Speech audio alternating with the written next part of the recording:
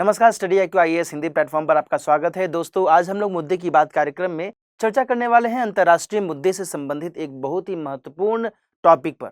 और ये टॉपिक जुड़ा हुआ है भारत और साइप्रस के बीच के संबंध के संदर्भ में। भारत और साइप्रस देखो एक भूमध्य सागरीय देश है, तो इन दोनों के बीच में भारत ने साइप्रस के साथ में अलग अलग मुद्दों पर कुछ संबंध स्थापित किए हैं। और ये जो संबंध है किन मुद्दों पर है, इस पर चर्चा करेंगे। लेकिन इस चर्चा में जो सबसे अहम मुद्दा रहने वाला है वो ये है कि भारत जो है साइप्रस के कॉन्टेक्स्ट में क्या कुछ महत्वपूर्ण पक्ष रखता है, साइप्रस की यूनिफिकेशन या फिर उसके एकीकरण को लेकर करके भारत का क्या मत है, इस पर आज की चर्चा में हम विशेष तौर पर बातचीत करेंगे।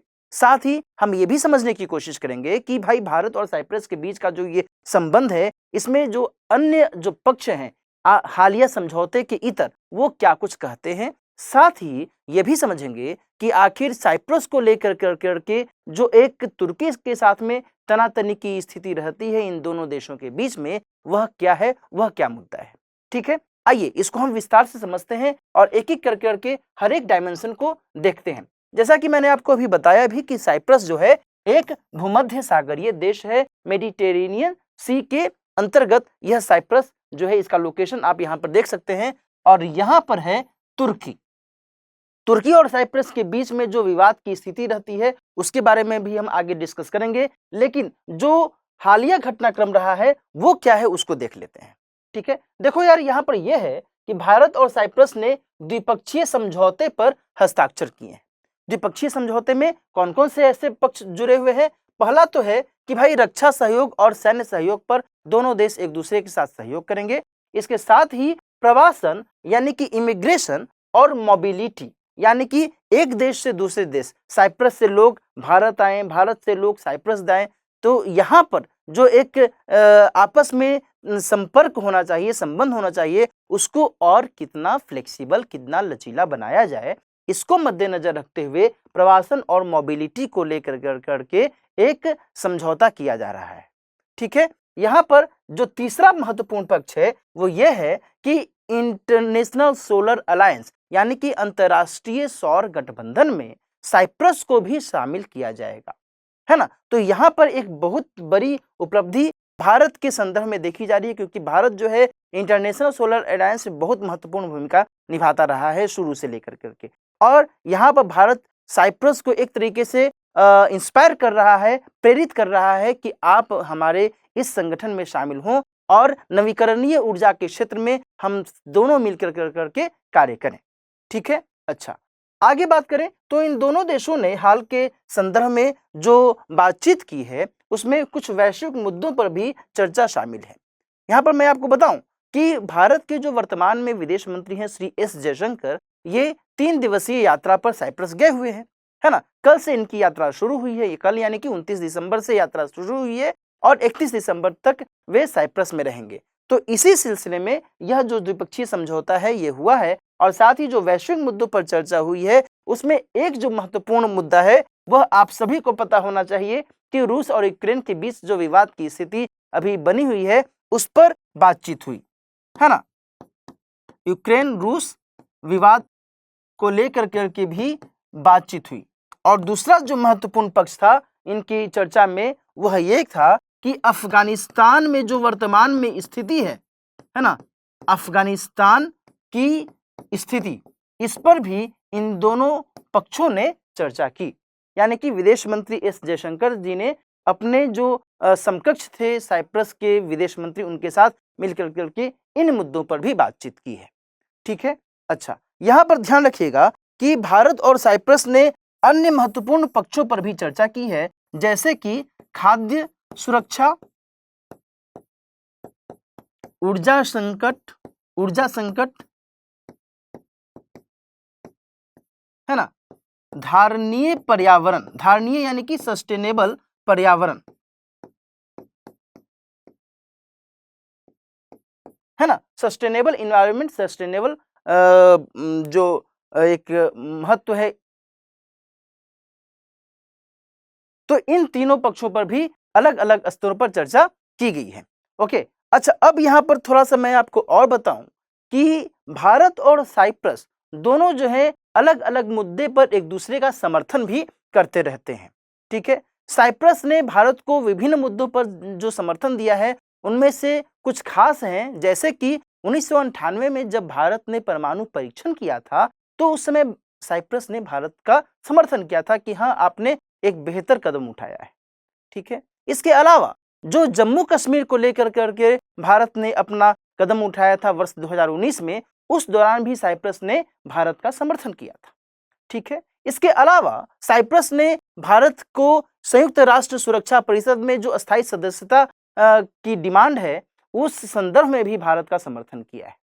ठीक है, इसके अलावा जो IAEA जो अंतर्राष्ट्रीय ऊर्जा परमाणु ऊर्जा एजेंसी है उसमें भी भारत की सदस्यता को लेकर करके, साथ ही जो NSG है यानी कि न्यूक्लियर सप्लायर ग्रुप है उसमें भी भारत की सदस्यता बहाल करने के संदर्भ में साइप्रस हमेशा से इसका समर्थन करता रहा है। यहाँ पर मैं आपको बता दूं कि जो न्यूक्लियर सप्लायर ग्रुप है यानी कि नाभिकीय आपूर्तिकर्ता समूह जो है उसमें साइप्रस एक महत्वपूर्ण सदस्य है ना। और इस संदर्भ में जब भारत को ये समर्थन दे रहा है तो भारत के लिए एक सकारात्मक संकेत यहाँ पर दिखता है। ठीक है, तो यहाँ पर दोनों देशों के बीच में इन अलग अलग पक्षों को लेकर करके जो आपसी सहयोग है, जो आपसी संपर्क है, वो बहुत ही मजबूत दिखता है ना। इन दोनों देशों ने हमेशा से लोकतंत्र को बढ़ावा देने की पहल की है और उसको प्रोत्साहित किया है। ठीक है, तो ये सभी पक्ष यहाँ पर हैं वो इस दृष्टिकोण से महत्वपूर्ण हो जाते हैं कि दोनों ही देशों के जो नेतागण हैं वो इस सिलसिले को और बेहतर बनाना चाहते हैं।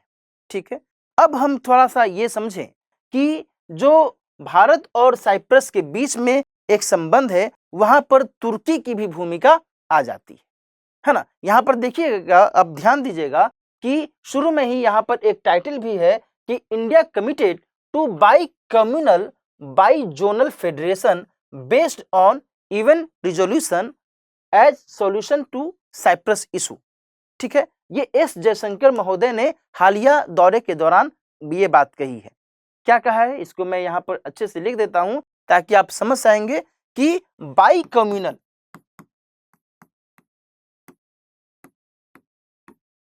Communal plus by zonal federation है ना। इसकी बात एस जयशंकर महोदय करते हैं कि हम साइप्रस के संदर्भ में इसको लेकर करके अपनी प्रतिबद्धता दर्शाते हैं। देखो है क्या कि इसके संदर्भ में जो इतिहास है, इसकी पृष्ठभूमि है, उसको यदि आप समझेंगे तो इस कंटेक्स्ट को भी आप समझ पाएंगे। इतिहास इसका क्या है कि 1960 में साइप्रस जो है वो ब्रिटेन से स्वतंत्र हुआ था। ब्रिटेन का यह उपनिवेश था। जिस तरीके से भारत ब्रिटेन का उपनिवेश रहा था लंबे समय तक, उसी तरीके से साइप्रस भी लंबे समय तक ब्रिटेन का उपनिवेश रहा। 1960 में इसको स्वतंत्रता मिली थी। ठीक है, लेकिन दरअसल है क्या कि ये जो साइप्रस है इसका एक जो हिस्सा है वह तुर्की बहुल है। तुर्की के जो लोग हैं वो यहाँ पर बसे हुए हैं, है ना, या फिर तुर्क मूल के जो लोग हैं वो यहाँ पर बसे हुए हैं। साथ ही जो नीचे का हिस्सा है, दक्षिणी हिस्सा है, यहाँ पर ग्रीस के जो लोग हैं, यूनानी समूह के जो लोग हैं वो यहाँ पर बसे हुए हैं। ठीक है ना, तो इस कंटेक्स्ट में इन दोनों के बीच में अक्सर टकराहट की स्थिति देखी जाती है। ठीक है, तो हुआ क्या कि 1974 में तुर्की ने यहां पर आक्रमण कर दिया। तुर्की का आक्रमण हो गया है ना साइप्रस पर, क्योंकि तुर्की मूल के जो लोग थे वो इस वाले हिस्से में, नॉर्थ वाले हिस्से में रहते हैं। और इस पिक्चर को यदि आप देखें तो यहाँ पर तुर्की है ना, तो जाहिर सी बात है कि तुर्की चाहेगा कि इस वाले हिस्से को, जो नॉर्थ वाला हिस्सा है, इसको अपने कैप्चर में कर ले, है ना। और इसी उद्देश्य से इसने 1974 में हमला कर दिया था। बाद में संयुक्त राष्ट्र के तरफ से बीच में इंटरफेरेंस किया गया और उसके बाद जो है एक ग्रीन लाइन यहाँ पर खींची गई, है ना, संयुक्त राष्ट्र के माध्यम से, और यहाँ पर संयुक्त राष्ट्र की शांति सेना बहाल की। क्लियर? तो यहाँ पर ये चीजें आपको समझने की आवश्यकता है। और जो साइप्रस की राजधानी है निकोसिया, इसी ग्रीन लाइन के आसपास में। ठीक है, और तब से दोनों देशों के बीच में तुर्की और साइप्रस के बीच में एक तनातनी की स्थिति अक्सर यहाँ बनी रहती है। साइप्रस चाहता है कि हम फिर से अपने आप को यूनिफाई कर लें, एकीकृत हो जाए, यानी कि नॉर्दर्न जो हिस्सा है हमारा वो फिर से पूरे में मिल जाए। और इसको लेकर करके जो साइप्रस है या जो अन्य महत्वपूर्ण देश हैं उनका ये पक्ष है कि by communal bi zonal federation की स्थापना होनी चाहिए। इसका मतलब ये होता है कि भाई एक तरफ तुर्की मूल के लोग हैं, दूसरी तरफ यूनान यानी कि ग्रीस मूल के लोग हैं, तो ये दोनों अलग अलग कम्युनिटी के हैं, है ना। यहाँ पर हिंदू मुस्लिम कम्युनिटी की बात नहीं हो रही है, ये तुर्की और ग्रीस कम्युनिटी की बात हो रही है, ठीक है। तो यहाँ पर दोनों ही मूल के लोग एक साथ रहें, साथ ही बाई जोनल दो अलग अलग जोन, एक तुर्की जोन रहे और एक ग्रीस जोन रहे, है ना। यानी कि ये दोनों ही रहे लेकिन संप्रभुता एक होनी चाहिए, नागरिकता एक होनी चाहिए और अंतर्राष्ट्रीय पहचान एक होनी चाहिए। इसको लेकर करके साइप्रस हमेशा जो है खड़ा रहता है और इस संदर्भ में भारत ने भी साइप्रस के साथ में एक तरीके से प्रतिबद्धता दर्शाई है ना। तो यहां पर ध्यान रखिएगा कि संप्रभुता, इसके अलावा नागरिकता और अंतरराष्ट्रीय पहचान ये एक हो, है ना। ये किसकी डिमांड है? साइप्रस की।